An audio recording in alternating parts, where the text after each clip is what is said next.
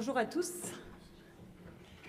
Je suis Estelle Guerdou pour les intimes, Nino pour les autres. Je vais vous parler d'une histoire que malheureusement beaucoup de patients connaissent en cancérologie, puisque je travaille à l'Institut du cancer de Montpellier. C'est une étude que nous avons réalisée avec Aurélie Gérazine, Luc Baucher, qui est neurochirurgien, Amélie Darlix, neuro-oncologue, et Grégory Nino, que vous connaissez, avec l'aide d'une doctorante également, et qui parle de la perspective temporelle. Pour commencer mon propos, je voulais vous parler de Madame H, vous parler un peu de cette femme de 46 ans, dont la mère est décédée d'un cancer de l'utérus, son père est décédé d'un cancer de la prostate, à qui on diagnostique en 2004 un carcinome canalaire. Suite à ce diagnostic, chirurgie conservatrice, chimiothérapie, radiothérapie, hormonothérapie. En 2010, suite à un scanner, on découvre des métastases au niveau des poumons. En 2011, multiples métastases au niveau des poumons qui signent l'échec de l'hormonothérapie. Nouvelle ligne de chimiothérapie. En 2012, métastases osseuses, notamment dans le sternum, pour lesquelles plusieurs protocoles de chimiothérapie ont été engagés. En psycho-oncologie, on n'est pas toujours pompidop. J'ai une tendance à pouvoir casser l'ambiance comme ça dans la salle, mais c'est la vraie vie. En mai 2015, la patiente se plaint de céphalée, de diplopie, donc elle voit en double, des sensations d'instabilité hémicorporelle, donc dans la moitié de son corps, qui justifie une IRM et qui malheureusement met en évidence 2 lésions cérébrales, donc de type métastase cérébrale. Corticothérapie, neurochirurgie, radiothérapie post-opératoire, et puis en 2016, des nouvelles métastases cérébrales. Et à la fin de l'année, la patiente est décédée. Ok ? C'est pour cette histoire de Madame H, elle met en lumière le caractère vraiment dévastateur de la présence de métastases cérébrales qui viennent en fait signer une rupture autobiographique franche dans l'histoire et la maladie des patients. Il y a à la fois l'effet de la tumeur, il y a l'effet des traitements, et ça engendre des atteintes neurologiques. En fait, l'annonce de la présence de métastases cérébrales, elle vient signer le passage du curatif au palliatif. La tumeur plus les traitements, je vous disais, ça engendre des atteintes neurologiques, ça engendre également une détresse psychologique extrêmement importante. Dans la plupart des cancers, on estime que la dépression touche un quart des patients. Chez les patients qui ont des métastases cérébrales, ça peut monter jusqu'à 90%. Bien, je pense que vous êtes tous convaincus de la nécessité de prendre en charge ces patients et de les accompagner au mieux.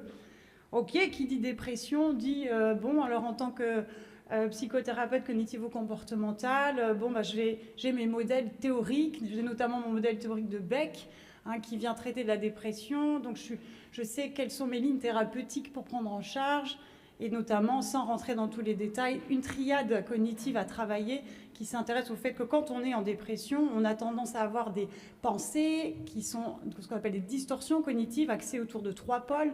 1, personne ne me comprend. 2, je me dévalorise. Et 3, je n'ai pas de futur.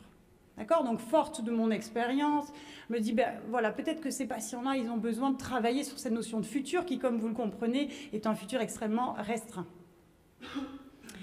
Sauf que ça, c'est la théorie. Si on entend un peu ce que disent les patients, qu'est-ce qu'ils disent ? En l'occurrence, Madame H, ce qu'elle dit, c'est, par exemple, les dés sont jetés depuis 2010, depuis la récidive.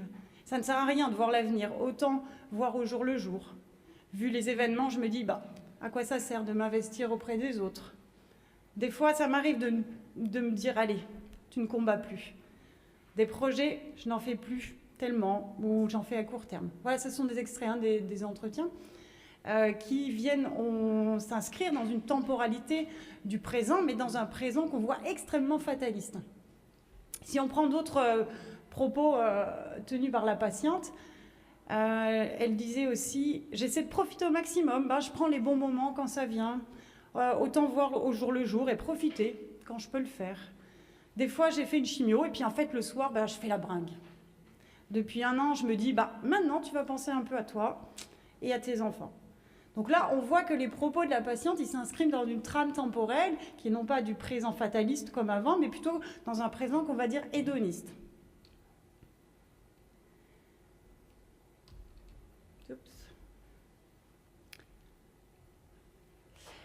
Autre propos tenu par la patiente, à la récidive, je me suis dit, maintenant tu vas garder la maladie.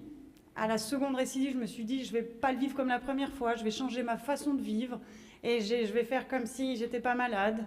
Puis aussi d'autres propos qui cohabitent du type j'aurais dû m'écouter. Là, on voit qu'il y a tout un champ d'éléments du discours qui s'articule autour du passé, qu'il soit positif ou bien négatif. Voilà, ça change un peu ma vision des choses. Le futur, qu'en est-il? Puisque si je m'inscris dans les modèles cognitifs de Beck, je m'attends à ce qu'il y ait vraiment une réduction des pensées articulées autour du futur et des distorsions sur les possibilités d'ouverture. Elle se dit, je me dis tous les jours que mes années sont comptées, on est en 2015, alors là, je me dis qu'il me reste encore 2 ans, tant que je peux m'occuper de mes petits-enfants, que je peux aider, je vais continuer. Donc là, on est vraiment axé sur des pensées du futur. Si on réfléchit donc sur le discours, le vécu et les affects de Madame H, on peut voir que à la fois sa maladie et à la fois les récidives qu'elle a présentées entraînent un rétrécissement vraiment de l'extension de la perspective future. Ça, on s'y attendait. On pouvait s'y attendre en tout cas. Pas que le discours est rarement orienté vers l'avenir. Il n'y a pas tellement de planification, de réalisation de buts. Il y a quelques ruminations sur le passé et en fait, il y a surtout une focalisation sur un passé qui est plus ou moins satisfait par la patiente. Ce cas clinique pour illustrer comment on peut aussi s'interroger dans la psychothérapie, dans les interventions non médicamenteuses pour dire mais qu'est-ce qui se passe chez ces autres patients chez qui la perspective temporelle est extrêmement restreinte? Est-ce que les modèles cognitivo-comportementaux classiques tels que ceux de Beck peuvent venir étayer les lignes thérapeutiques et la prise en charge, notamment le futur? Et puis, quelle perspective temporelle rééquilibrée chez ces patients chez qui tout est fracturé à ce moment-là? Autrement dit, quelle intervention non médicamenteuse pour quel TCC? C'est ça que je viens questionner. En fait, la perspective temporelle, c'est un construit que d'autres auteurs ont étudié depuis longtemps. C'est un processus par lequel les expériences personnelles et sociales sont attribuées à des registres temporels, passés, présents ou futurs, exactement comme on vient de le voir avec Madame H. En fait, c'est même un style cognitif qui s'articule, qui s'organise autour du temps et qui vient influencer la majorité de nos opinions, mais aussi de nos comportements. Elle vient structurer l'expérience émotionnelle. En fait, la perspective temporelle, elle a une valeur heuristique et prédictive en psychologie de la santé. Et si on fait un petit tour de revue de la question, on voit que certains l'ont abordé même comme des stratégies de coping, de faire face à un traumatisme, dans le diabète, dans les comportements à risque, dans le VIH, mais aussi dans les addictions, par exemple chez les adolescents beaucoup. Même cette perspective temporelle, il y a des papiers qui montrent que ce serait un déterminant significatif de notre bien-être et aussi de notre qualité de vie. Et puis ça, c'est vrai dans le VIH, c'est vrai dans les syndromes de problèmes intestinaux. Et qu'en est-il dans les métastases cérébrales? Pour mesurer cette perspective temporelle, on dispose d'un outil qui a été validé, dont il existe une traduction en français. C'est la ZTPI de Zimbardo. C'est Apostolis de Marseille et son étudiant qui l'ont validé. 56 items, ça dure entre 10 et 15 minutes en auto-évaluation. Il y a 5 dimensions qui croisent donc les 3 registres temporels dont on a parlé, et puis surtout l'attitude à l'égard de ces registres temporels. Le passé positif, par exemple. Est-ce qu'il y a une attitude nostalgique et attendrie vis-à-vis du passé? Le passé négatif, c'est-à-dire quelle est votre attitude ou l'attitude des patients à l'égard du passé? Est-ce que c'est aversif? Est-ce que ça suggère des expériences antérieures traumatiques, de la douleur morale, des regrets? Donc ça, on voit particulièrement ces registres temporels dominants dans les dépressions.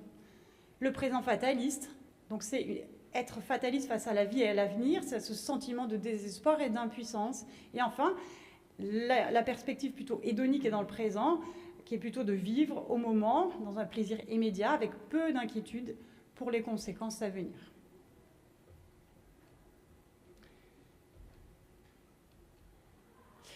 Ce qu'on a fait, c'est qu'après l'accord bien sûr du CPP, on est allé voir 50 patients souffrant de métastases cérébrales qui venaient d'être opérés.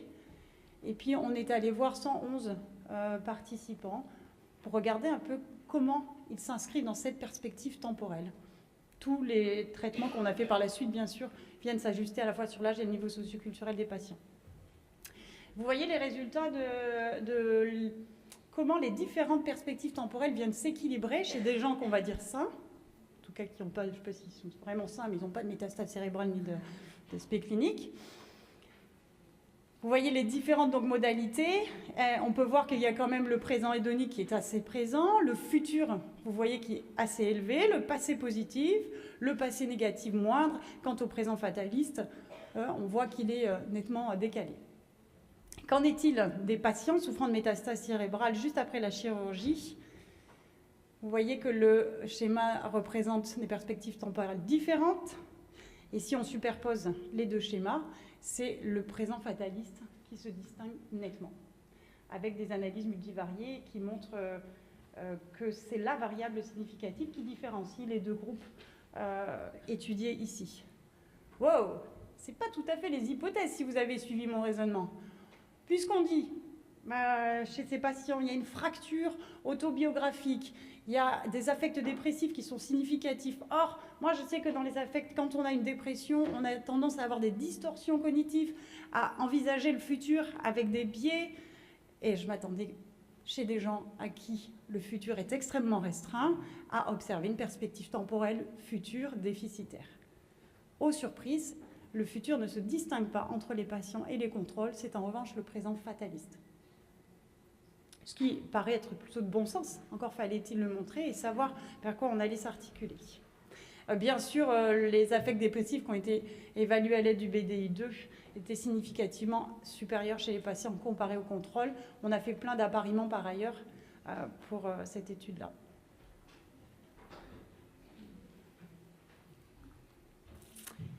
Ok, du coup, ce qu'on peut se dire, c'est quoi? Les patients souffrant de métastase cérébrale opérées, ils sont davantage tournés vers le présent fataliste, avec bien sûr davantage d'affects dépressifs, que cette attitude fataliste, elle est résignée face à la vie, elle semble peu efficace en fait, comme stratégie d'adaptation.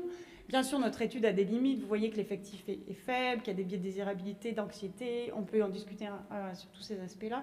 Par contre, ce qui me paraissait intéressant, c'est de voir à quel point la place du psycho-oncologue, elle s'interroge dans la prise en charge de ces patients-là, et qu'il y a une place précoce peut-être à avoir dès l'annonce en fait, de l'apparition des métastases, et de ne pas attendre que la situation soit encore plus difficile pour introduire l'équipe multidisciplinaire et faire un accompagnement temporel.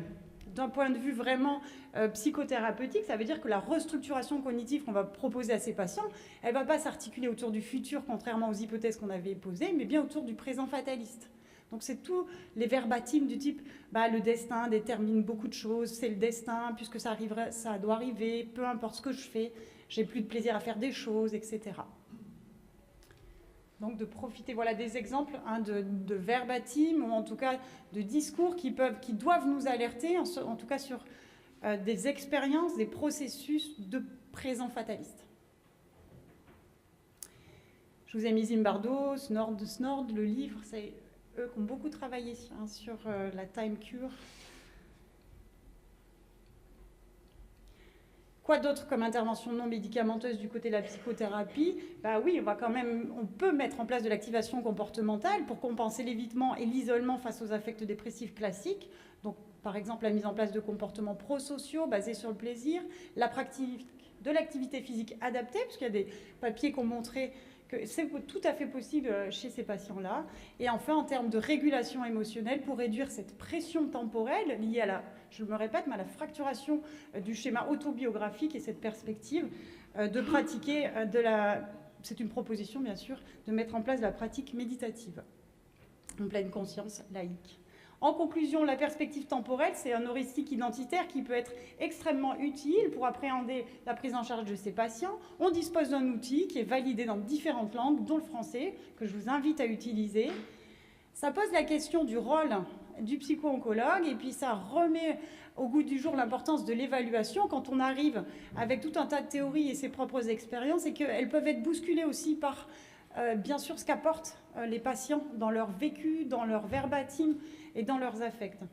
Ça met aussi en exergue l'importance du dialogue permanent entre les équipes, entre les cliniciens et les chercheurs, pour que ce clivage soit réduit. Et puis enfin, ça pose la question de quel INM, à qui, à quel moment, et que finalement on doit s'interroger, je crois, à chaque étape de notre prise en charge.